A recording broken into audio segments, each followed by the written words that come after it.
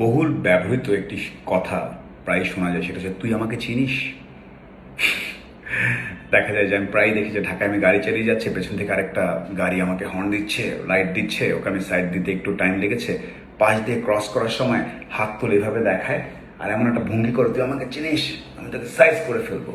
মানে শক্তি প্রদর্শন করতে হবে। কোনো একটা কনফ্লিক্টে গেলে, কোনো একটা সংঘর্ষ বা মতের অমিল হলে প্রথম রিয়াকশনটা হচ্ছে তুই আমাকে চিনিস।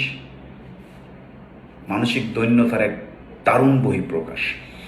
রিক্সার সাথে বাইকে ধাক্কা লেগেছে, বাইক থেকে নেমে বলছে তুই আমাকে চিনিস।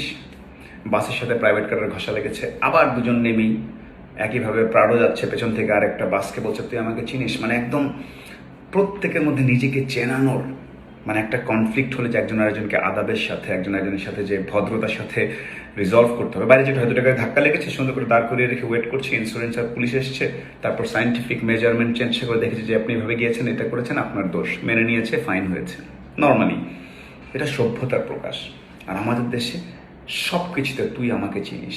আর দেখা যায় যে, যেমন আমিও যখন কোনো অনুষ্ঠানে যাই, আমার জন্য ফুল নিয়ে 3-4 জন দাঁড়িয়ে আছে, আমাকে সালাম দিচ্ছে, আমাকে বলছে ভাই আপনি অনেক মহান, আমাকে এমন মানে তেল দেওয়া শুরু করলো যে আমি নিজেই হাওয়ায় উঠে গেলাম আস্তে করে।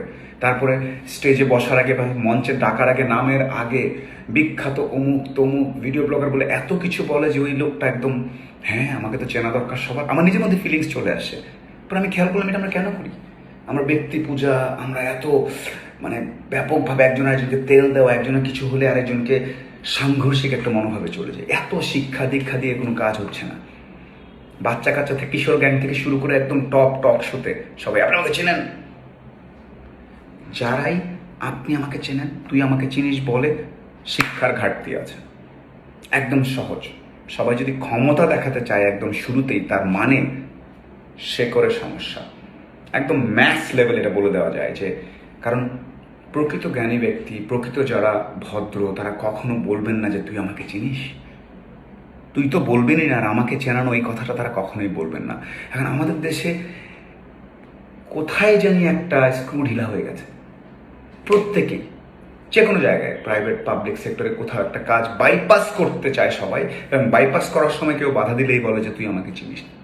আমরা গণহারে যদি দুর্নীতির জন্য শুধুমাত্র সরকারি লোকজনকে দায়ী করি বা রাজনৈতিক লোকজনকে দায়ী করি, সেটাও হবে না, জনগণও ইনভলভড। আমরাই চাই উনি আমার খালুর মামার চাচাতো ভাইয়ের তমুকের নানাতো ভাইয়ের তমুক, সো আপনি আমাকে চেনেন, কাজটা করে দেন, আমি দিতে পারবো না, এটা অনিয়ম হলে অনিয়ম। এই যে আমরা তুলে দিচ্ছি পাতে, ওদিক থেকে আবার পাতে তুলে দিলে নেওয়ার লোকের অভাব নেই। সেই তুই আমাকে চিনিসের জ্ঞানজামে পড়ে আমরা পুরো হারাই যাচ্ছি। কথায় কথায় এইভাবে একজন আরেকজন যদি নিজেকে চেনানোর চেষ্টা করতে থাকে, তাহলে ব্যাপারটা একদম হাতের নাগালের বাইরে। তাই সবার প্রতি অনুরোধ থাকবে, ভাইজান কন্ট্রোল, একটু রিল্যাক্স হন। এইভাবে হয় না। প্রকৃত ভদ্র মানুষ কখনো একজন আরেকজনকে এভাবে চেনাতে চায় না। তুই আমাকে চিনিস, তাল গাছটা আমার, বিচার মানি, কিন্তু তাল গাছ আমার, এই সিনড্রোম থেকে বের হতে না পারলে রক্ষা নেই। ভালো থাকেন সবাই।